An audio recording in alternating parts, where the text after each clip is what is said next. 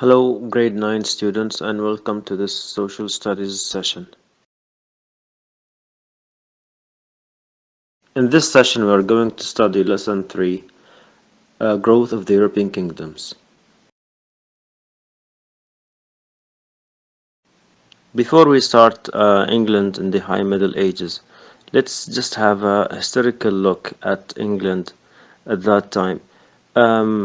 Many Germanic tribes called Anglo-Saxons migrated from the northern parts of Europe to England, but England was ruled by the Roman Empire until the 5th century. After the Roman Empire ended, these Anglo-Saxon tribes established many separate kingdoms, and these kingdoms united under the control of one king um, about a century or more than a century before the Norman conquest. One of the most important events that happened in the English history is the Norman invasion or the Norman conquest. Who are the Normans? The Normans belong to an area in France called Normandy.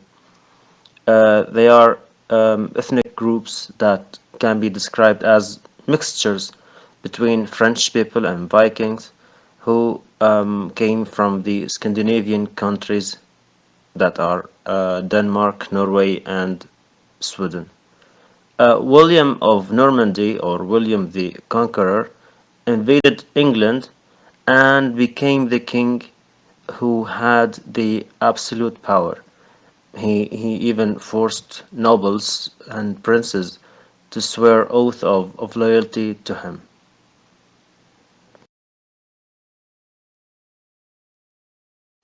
We'll start England in the High Middle Ages now. So, as I said, in 1066, William the Conqueror, the Norman William, invaded and occupied England and became the King of England. Many things changed during that time. The Anglo-Saxons, because they came from the north parts or the northern parts of Europe, they spoke Germanic or they spoke Germanic languages, Germanic accents, we can say. While the Normans, because they came from France and they crossed the English Channel, they spoke French.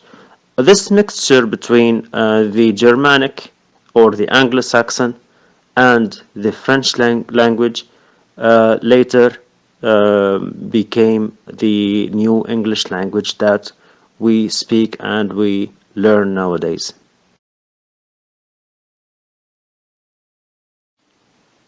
William, as a king of England, adopted many of the previous Anglo-Saxon systems, but these systems were developed by Normans. The sheriff's office, sheriff is a person who represents the king and performs legal duties. And they took the first census. Census means the process of counting the country's population. And they developed a system of taxation, and they expanded the royal courts. One of William's successors was King Henry II, who also expanded the king's power. And because laws differ from a place to another, he unified the laws in one law and called it the common law that rules everywhere in the kingdom. And he claimed that the kings have the right to punish even the clergymen in case if they are not loyal to the king. And he sent his soldiers, his knights, to kill the highest Christian rank in England, the Archbishop of Canterbury, and killed him. This caused many conflicts with the church. One of the most important things that happened during King John's reign was signing the Magna Carta. Magna Carta is a Latin word that means the Great Charter or contract. that regulates the relationship between the king, the nobles, the power, and the normal people, that the relationship between them was based on mutual rights and obligations. Also, he supported the ideas that monarchs should have limited powers and not absolute power like the previous kings. The English people gained more freedoms during the reign of King Edward I. The first English Parliament was established during his reign, and in addition to this, the House of Lords and the House of Commons. House of Lords include the nobles, the knights, the clergymen, while the House of Commons included two representatives from each county or from each state.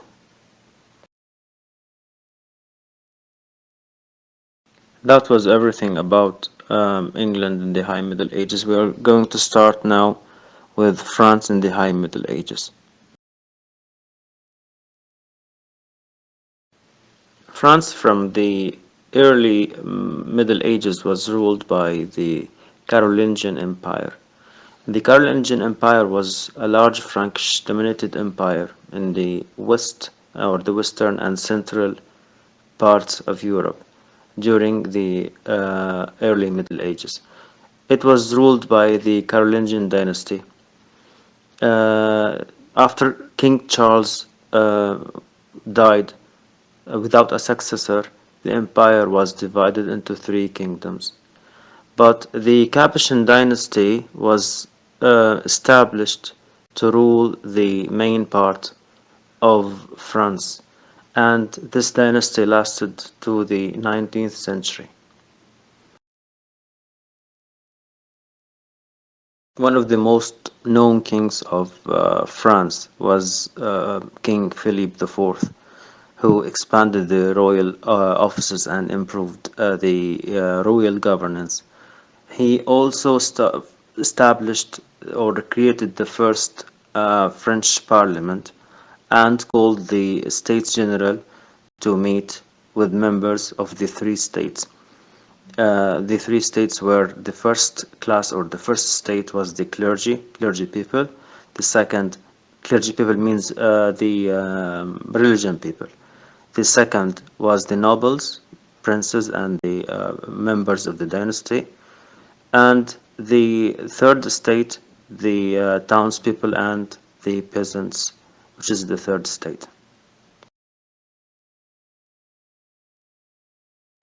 And now we move to the Holy Roman Empire that was established on the land of the previous Carolingian Empire, except the French part.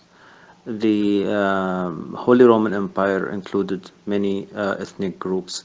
Majority were German, Italian, and other European people. And now the last part of our today's lesson, which is the Kievan Rus and the Mongol rule. Kievan Rus was federation of East Slavic people. Slavic people who are the people who live in the east of Europe, who are nowadays known as Russia, Ukraine, Bulgaria, Belarus, and other small countries. This empire was affected by the Swedish Vikings and the Finnish from Finland, who explored or discovered new trade routes. In the 13th century, Mongols are tribes from the Central Asia, invaded and occupied Russia and forced the Russian princes to pay tributes to them. The Russian military general Alexander Nevsky, was rewarded by the Khan of the Mongols. He was rewarded of the title the Grand Prince after defeating the German invasion in Novgorod. His children later became the princes of Moscow and become the princes of Russia after that.